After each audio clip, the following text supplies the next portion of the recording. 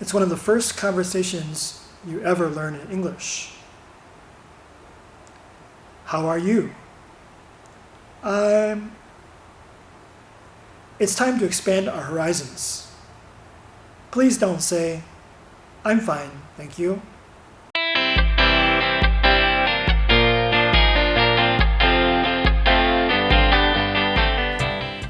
As I said, the question, how are you, is one that English students learn very early on. When you're learning the question, you first start by copying the teacher. How are you? Fine, thank you. At the beginning, this is right. You need to start learning by mimicking. But after a while, it's time to change a little bit. It's time to say what you actually feel. How are you actually is an important question, but not for your first meeting. In practice, it's commonly used with friends, especially if they haven't seen each other for a while and they want to know about the other's well-being. However, I'm fine is one of the worst answers you can give. Why? Because it stops this conversation.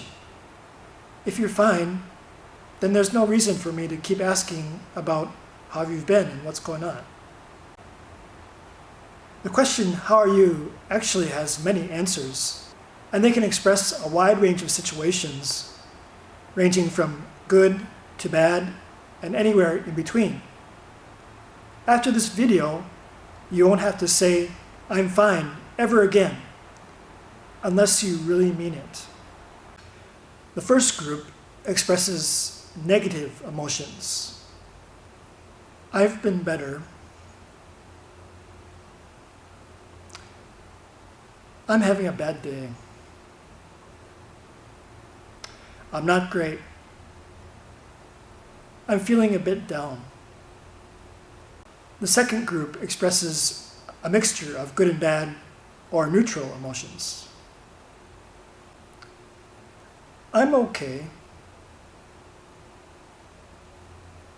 I'm not too bad. I'm just so-so.